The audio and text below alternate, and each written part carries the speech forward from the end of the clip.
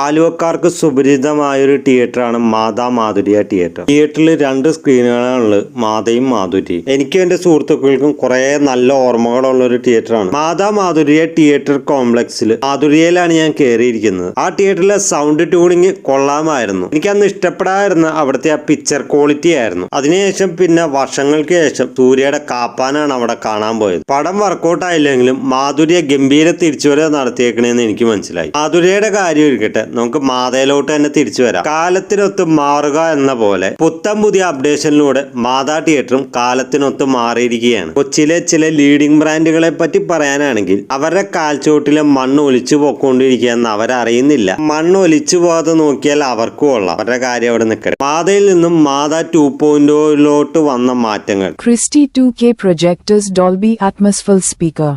2K ആണെന്ന് കരുതി ആരും കുറച്ച് കാണണ്ട. പബ്ലിക്കിൽ നിന്ന് നല്ല റെസ്പോൺസാണ് ലഭിക്കുന്നത്. എനിക്ക് എക്സ്പീരിയൻസ് ചെയ്യാൻ സാധിച്ചിട്ടില്ല. 4K ഇല്ലാന്ന് കരുതി ആരും വിഷമിക്കേണ്ട കാര്യമൊന്നുമില്ല. മാധുര്യ തിയേറ്റർ ബാർക്കോന്റെ 4K മാധുര്യയാണ് അപ്ഗ്രേഡ് ചെയ്തിരിക്കുന്നത്. നിലവിൽ ഇപ്പോഴത്തെ ട്രെൻഡ് ആയിട്ടുള്ള സോഫ കൂട്ടുള്ള സീറ്റ് മാധുര്യന് നൽകിയിട്ടുണ്ട്. മാധയിൽ 2K 3D പ്രൊജക്ടർ ആണ്. സൗണ്ട് വരുന്നത് DTSഉം ഡോൾബി 7.1 ആണ്. നിലവിൽ യൂസ് ചെയ്യുന്നത് ലേസർ പ്രൊജക്ടർ അല്ലാത്തതുകൊണ്ട് തന്നെ ലേസർ അപ്ഗ്രേഡേഷനുള്ള ഒരു സൂചന ലഭിച്ചിട്ടുണ്ട്. കൃത്യമായ ഡേറ്റ് ഒന്നും ലഭിച്ചിട്ടില്ല. ലേസർ പ്രൊജക്ടറും ഡോൾബി അറ്റ്മോസിലോട്ടും അപ്ഗ്രേഡ് ചെയ്യുന്നതാണ്.